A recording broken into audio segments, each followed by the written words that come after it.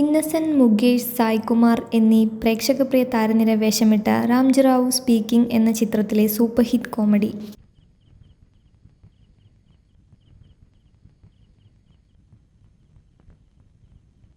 ഗോപാലകൃഷ്ണ, നീ എന്താ കഞ്ഞി വെക്കാതിരുന്നത്? മനസ്സില്ല. അതെന്താ നിനക്ക് മനസ്സില്ലാത്ത? വന്നിട്ടുണ്ടല്ലോ പുതിയൊരുത്തൻ, അവനെ കൊണ്ട് വെപ്പിക്കണം. അത് ശരിയാണല്ലോ. അവനാണെങ്കിൽ മാസം കൃത്യമായിട്ട് വാടകയും തരും, കഞ്ഞിയും വെക്കും അല്ലേ? അത് കൊള്ളാം. അപ്പൊ നിനക്ക് ഇവിടെ പണിയൊന്നും ഇല്ല അല്ലേ? ഓ, നാളെ എന്താ ചെയ്യാ? നാളെ വെള്ളി. നല്ല ദിവസമാണല്ലോ. നീ ഒരു കാര്യം ചെയ്യ്, ഈ ഉടുപ്പൊക്കെ എടുത്ത് പെട്ടിയുടെ ഉള്ളിലേക്ക് ആക്കിയിട്ട് കാലത്ത് തന്നെ സ്ഥലം കാലിയാക്ക. അങ്ങനെ ഇപ്പൊ അവനെ കൊണ്ട് വെപ്പിച്ചിട്ട് എന്നെ ഒഴിവാക്കാൻ നോക്കണ്ട. കഞ്ഞി വെക്കാം, പക്ഷെ ചമ്മന്തി അരയ്ക്കാനൊന്നും എന്നെ കിട്ടത്തില്ല. വേണ്ട, എന്തെങ്കിലും നിസ്സാരമായിട്ട് തേങ്ങ അരച്ചിട്ടൊരു കൂട്ടാൻ വെച്ചാ. അങ്ങനെ വഴിക്ക് വന്നാൽ എല്ലാവർക്കും കൊള്ളാം.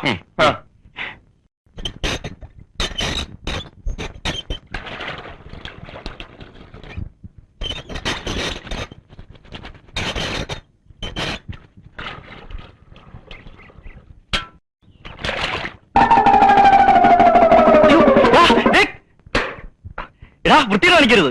വൃത്തികേട് നീ കാണാതിരിക്കാനല്ലേ ഞാൻ കഥ കടച്ചത്.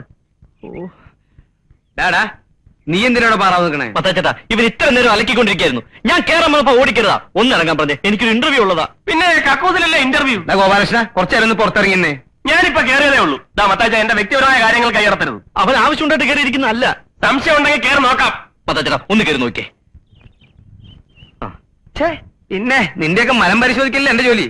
ഓടെ ചക്ക അവിടുന്ന്. നിന്നെ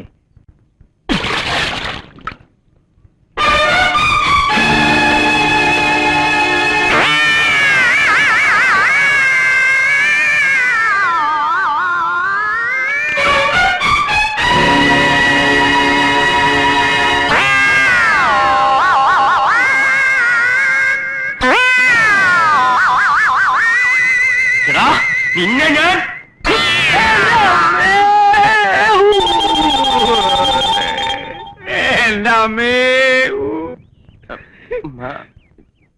ബാലകൃഷ്ണനെ നിന്നെ ശരിയാക്കാൻ പറ്റില്ല.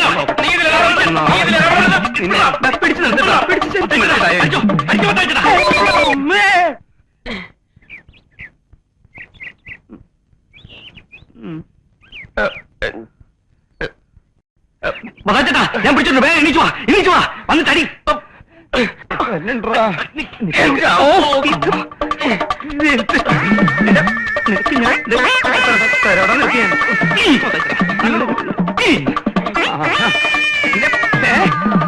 എന്നെ അങ്ങനെ ശരിയാക്കാൻ പറ്റില്ല. ഇനി നീ മലത്തിട്ടതായി എന്റെ പ്രശ്നമില്ല. നോക്കണ്ട. പിന്നെ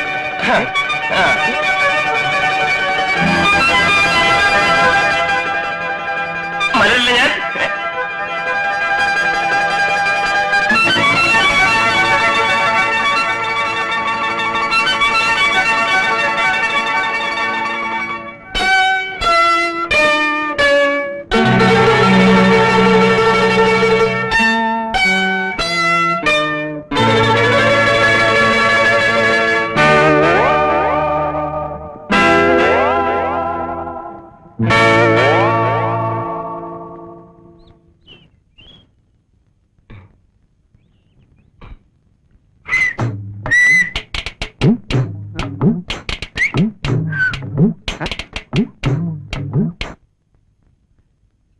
മുണ്ട് മുണ്ട്.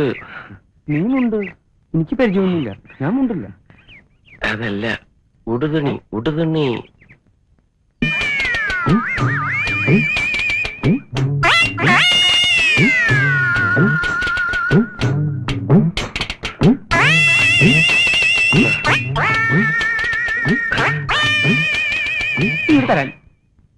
പ്രശ്നം വല്ലതുണ്ടെങ്കിൽ ഞാൻ പിന്നെ വരാം. ഹേയ്, പ്രശ്നമൊന്നുമില്ല. ഞങ്ങളൊരു നാടകത്തിന്റെ റിഹേഴ്സൽ നോക്കായിരുന്നു അല്ലേ? അതെ അതെ, ഈ ചവിട്ട് നാടകം. അതെ, ഞങ്ങളുടെ ഇതാണ് ആശാൻ. ഞങ്ങളുടെ പുതിയ നാടകമാണേ. ഒന്നുകിൽ കളരിക്ക് പുറത്ത്, അല്ലെങ്കിൽ ആശാന്റെ നെഞ്ചത്ത്. നെഞ്ചത്ത് എന്ന് പറഞ്ഞാൽ ഏതാണ്ട് ഈ ഭാഗത്തായിട്ടാണ് ഇവരറിയാ അല്ലടാ. കുഞ്ഞെന്തിനാ വന്നേ? നിങ്ങൾ ആരാ ബാലകൃഷ്ണൻ? ഞാൻ താനിങ്ങോട്ട് വന്നേ.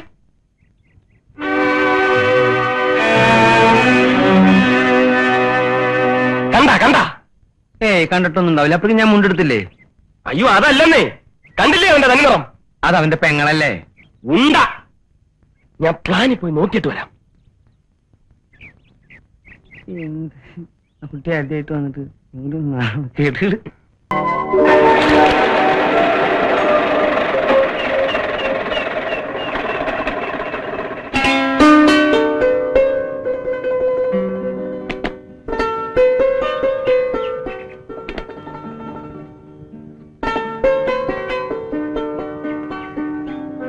ഇതൊന്ന് കത്തിച്ച മാഷേ.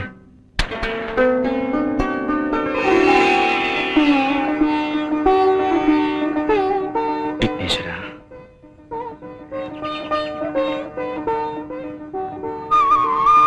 ഇതോടുകൂടി എന്റെ എല്ലാ തടസ്സവും മാറ്റിത്തരണേ. ഇപ്രാവശ്യമെങ്കിലും എനിക്ക് ഈ ജോലി കിട്ടണേ.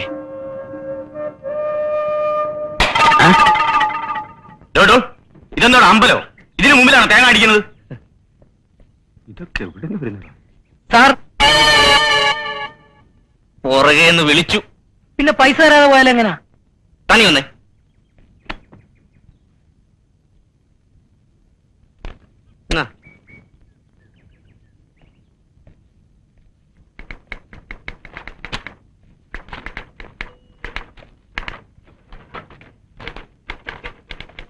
Good morning.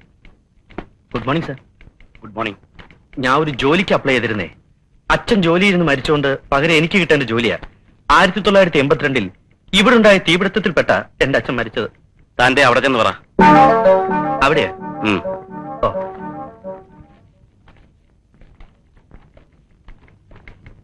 ബാലകൃഷ്ണൻ? ഞാനല്ല, ഞാൻ രാമകൃഷ്ണ. അയ്യോ, ഞാനാ ബാലകൃഷ്ണൻ. ഞാൻ ഒരു ജോലിക്ക് അപ്ലൈ ചെയ്തിരുന്നേ. അച്ഛൻ ജോലിയിൽ നിന്ന് മരിച്ചത്. അതൊന്നും ഇവിടെ അല്ല, ദാ അവിടെ ചെന്ന് പറ.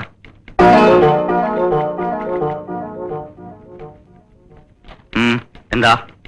ഞാൻ ഒരു ജോലിക്ക് അപ്ലൈ ചെയ്തിരുന്നേ.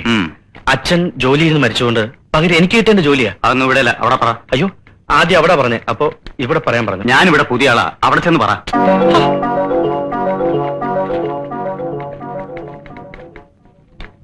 അതെ, എനിക്കറിയാൻ പാടില്ല ചോദിക്കുക. നിങ്ങളൊക്കെ ആളെ കളിയാക്കാതിരിക്കുക. താൻ ഇതുവരെ പോയില്ലേ? ഇല്ല, ജോലിയും കൊണ്ടേ പോകുന്നുള്ളൂ. ഇയാളെ കൊണ്ട് വലിയ ശല്യമായല്ലോ. ആരാണ് ഇയാള്? ഏതാണെന്നും ആരാണെന്നും വഴി അറിഞ്ഞോളും. ഇപ്രാവശ്യം എനിക്ക് ജോലി തന്നില്ലെങ്കിൽ ഞാൻ ആരാണെന്ന് നിങ്ങളൊക്കെ ശരിക്കും മനസ്സിലാക്കും. സഹിക്കുന്നതിന് ക്ഷമിക്കുന്നതിന് അതിരില്ലേ? കഴിഞ്ഞ 6 കൊല്ലമായി ഒരു ജോലിക്ക് വേണ്ടി ഞാൻ ഈ കമ്പനിയുടെ പടി കയറി ഇറങ്ങി നടക്കുന്നു. ഇതുവരെ ഒരു വിവരം എന്നെയോ എന്റെ വീട്ടുകാരെ അറിയിച്ചിട്ടില്ല. മര്യാദയിലൊരു വാക്കുപോലും പറഞ്ഞിട്ടില്ല. അറിയോ, 1982 മുതൽ ഈ കമ്പനിയിൽ ക്ലെയിം ഉള്ളവരാണ് ഞാൻ. എന്റെ ക്ലെയിം നിലനിൽക്കെ ഇവിടെ പല അപ്പോയിന്റ്മെന്റുകൾ നടത്തിയിട്ടുണ്ട്. ആ അപ്പോയിന്റ്മെന്റുകൾക്കൊക്കെ ഞാൻ സ്റ്റേ മേടിക്കും. റൂളും നിയമവും ചട്ടമൊക്കെ എനിക്കും അറിയാം. എല്ലാത്തിനും ഞാൻ കോടതി കയറ്റും.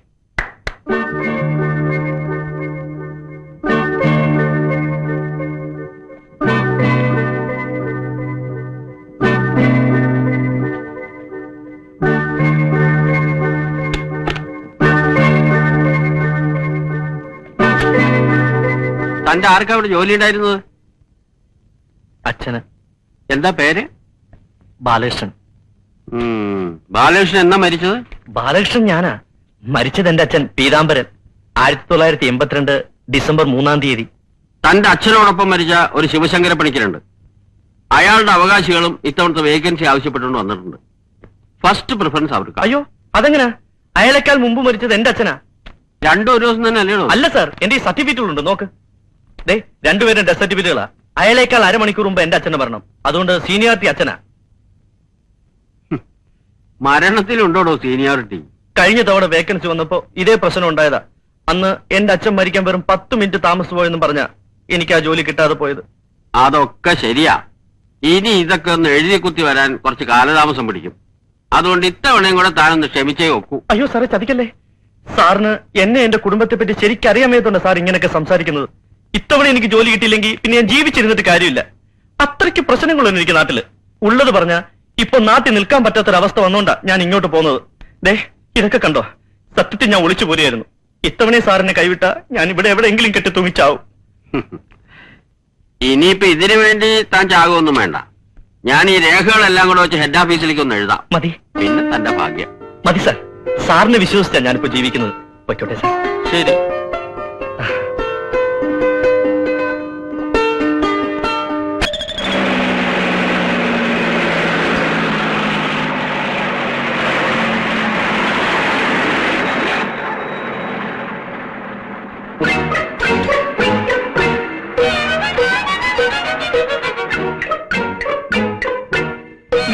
എന്റെ പുറകെ ഇങ്ങനെ നടക്കുന്നത്? ഞാൻ പറഞ്ഞല്ലോ എനിക്ക് ഇഷ്ടമുണ്ടായിട്ടാന്ന്. അങ്ങനെ നീ ഇപ്പൊ എന്നെ ഇഷ്ടപ്പെടണ്ട. ഇനി പറഞ്ഞിട്ടെന്താ, ഞാൻ ഇഷ്ടപ്പെട്ടു പോയില്ലേ? മര്യാദക്ക് നീ പോകുന്നുണ്ടോ? ഇല്ല. സത്യമായിട്ട് ആളിനെ വിളിച്ചുകൂട്ടും പറഞ്ഞേക്കാം. ആളുകളെ വിളിച്ചു കൂട്ടാൻ ഞാൻ വിചാരിച്ചാലും പറ്റും. ഇത് എന്തൊരു ശല്യമാണെന്ന് പറ. പെണ്ണ നീ ഒന്ന് പോ, എനിക്ക് ഒരുപാട് ജോലിയുള്ളതാ. ബാലകൃഷ്ണൻ എവിടെ പോയാലും ഞാനും വരും. എന്താ നിന്റെ ഉദ്ദേശം? നിനക്കിപ്പോ എന്താ വേണ്ടേ? ആ ജോലി എനിക്ക് വിട്ടുതരണം. സാധ്യമല്ല. എങ്കിൽ ഞാനിങ്ങനെ പുറകെ നടക്കും.